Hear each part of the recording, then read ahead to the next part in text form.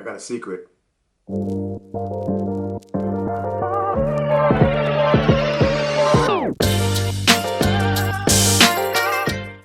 going on, everyone? So what I want to talk about today is hair and jiu-jitsu. About 9 months ago, I decided to have a hair transplant. And it was an experience. I gotta say, there was a lot of research into it, a lot of things and worry because I do jiu-jitsu. And I had to take about 2 months off. I mean, I can roll. Well, I didn't roll, actually. I could drill, but I didn't roll. When I started to roll, if you get hit in the head, things. I was a lot of worry going on during that healing process. I was very concerned that I possibly would ruin, the grafts that were put in, and I wasted a lot of money. And I wanted to, obviously I wanted it to turn out good. So this all started, when I came back from a trip from Vegas. And believe it or not, my wife had mentioned something, and I thought, my hair's not that bad. I was growing it out, I thought. And as I looked at pictures of myself from previous, matter of fact, it was my brown belt demo picture that I saw actually how my hair was. And I actually had 2 months off at that time. And so I hadn't cut my hair in for about 2 months. And I thought it looked pretty good, but the pictures said otherwise. So I started, researching. I was on YouTube, I was watching a lot of videos about people who have done it, their experiences. I started seeing these guys that went to Turkey, and Turkey being the place that everybody goes, well, a lot of people do go, because it's cheaper, and the factory, it's like a factory though. I had some concerns, and it was during COVID too, or at least towards the end of it, that I'd get stuck there. The money, I guess at the end of it with the trip and the cost of it would probably cost me about the same.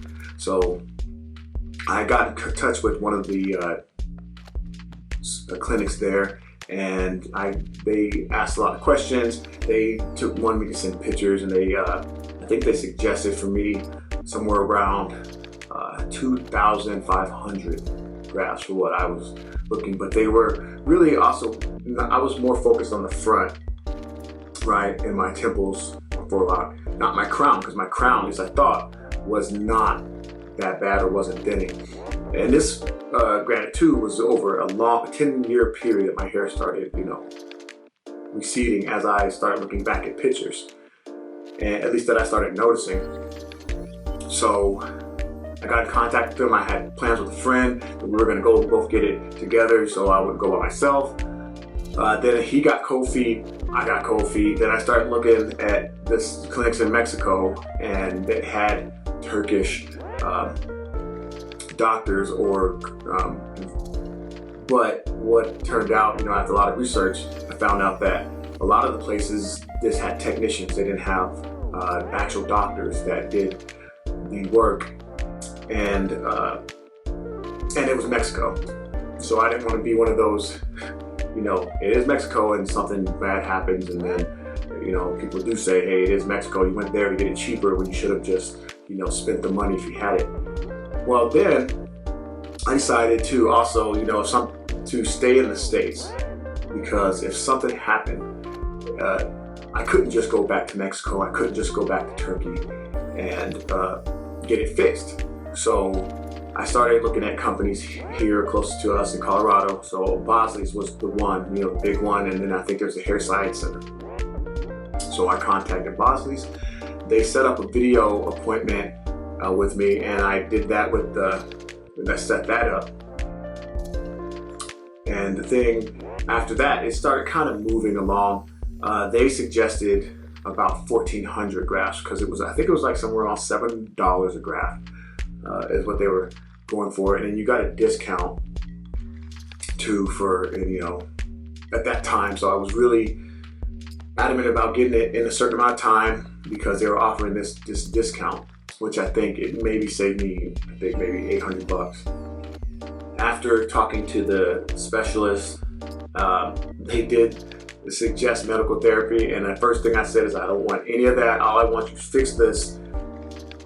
I ain't taking no pills, I ain't doing no Rogaine. And what he said to me, the first thing he said, well, I guess you'll be coming to see me again. So the point being, we don't know, especially at a younger age, you don't know what your hair is going to look like in another 10 years. So if you possibly get the front fixed and you don't do medical therapy, you could possibly start losing hair, in other places, and you'll have to go back and get that fixed. So I'm currently taking finasteride and Rogaine. Take the pill and Rogaine every day. So the process went pretty easy after that. I scheduled my appointment.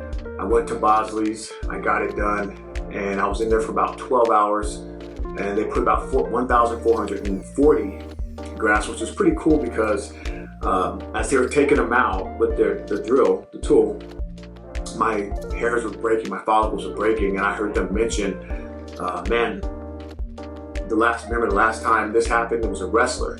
They didn't know I did jiu-jitsu, so I started freaking out thinking they're gonna get to 400 and have to stop, and they're just gonna put those in there because everything is breaking. And they had to take out a lot. I knew it, I felt it. So it took a while, but they did eventually get to the 1400, and I thought they were gonna stop there, but the guys in the back that were counting and separating them, so singles, doubles, stuff like that, they got to 140, and they put all 140 in. So again, it took me about, like I said, 12 hours altogether, and I was the only one in the clinic because of COVID. And when I was done, I was released that day. I drove back home. I have one of those massage chairs, so I sat sleeping up or upright for as long as I think it was like a week, maybe. I did everything the doctor said. I followed the directions as best as I could, which I think I did really well with that. And then I started washing. When I had my first wash, I had to go back to work the next day, or a couple of days later. So that was very interesting because nobody really noticed much, or at least they didn't want to say anything. So I went to work, and every day I was looking and taking pictures, and once it started scabbing up, I'm doing jiu-jitsu as well. I'm teaching but not rolling, trying not to sweat and anything like that. Could go to the gym. Again, following the rules. If you follow the rules and the stuff they give you, that's one of the things you have to avoid for at least a little bit. And it was suggested after looking on YouTube or looking at other things that I probably shouldn't do any kind of like combat sports or any stuff like that for I think it was like 6 weeks. So I did 2 months. And it's really hard when you own an academy and you are the head coach. So, but I got through that. And throughout the time, I experienced the hair looked really cool at one point, and then they started falling out. And at that point, you're going to start thinking, at least I did, what did I do? I made a mistake. It's not going to grow back. I messed it up by doing jiu-jitsu because at one time the guy hit me in the head, kind of thing. About month 3 or 4, honestly, I started getting some growth. And I kept my hair short. And then I think at the month 6, I decided not to cut my hair anymore, to kind of let it just grow and do whatever it does. And I started seeing it fill in, and it slowly started coming forward, and I was, pretty happy with that. And month 8, I should say, is I'm happy to where I was like, if this is all I get, if this is as good as it gets, I'm ecstatic. I had my follow-up appointment, and they were really excited because I guess it did, I'll not say better than expected, but it looked, pretty good. And no one unless I tell people, no one knows, and I'm very adamant about talking to people.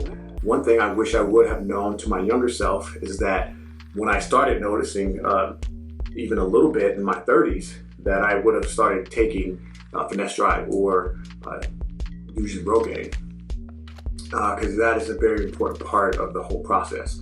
The finasteride, you can, there are side effects. Luckily, they did not. I don't have those side effects or didn't experience those side effects. So it was all good for me, and it became like brushing teeth in the morning. I got the liquid stuff because my hair is longer. I don't use the foam. I do the drops. I take my finasteride, and then at night after a shower, which I do every day because I do jiu-jitsu every day, I use it as well. I also started using some shampoos, Nox, and I think is a shampoo that I use now, pretty regular. And I can say, that the experience was pretty good, and I'm happy with the results. I would definitely suggest it, but I would say that if you are experiencing any kind of hair loss, if you notice it, start acting now. Get some medical therapy going. There's a lot of places to get it from. Because it's probably going to save you a lot of money in the long run. Maybe if you keep using it, for a long amount of time, it might add up. But it is something that I do really highly suggest that you try or start using. And if you do decide to, the option of a hair transplant, I had an FUE where they take the follicles out and one by one put them in there. And then there's FUT. Whatever you get that works best for you and that you can afford, I do highly suggest that you also get on medical therapy, and I'm pretty sure anywhere you go they're going to suggest that as well, because it's not talked about a lot. But if you want to keep the rest of your hair for as long as you want to take the whatever, just take the pills or the medical therapy, and there's all kinds of sprays and stuff like that. I definitely suggest that you do that and give it a try. And trust the doctors, especially if you go to the States.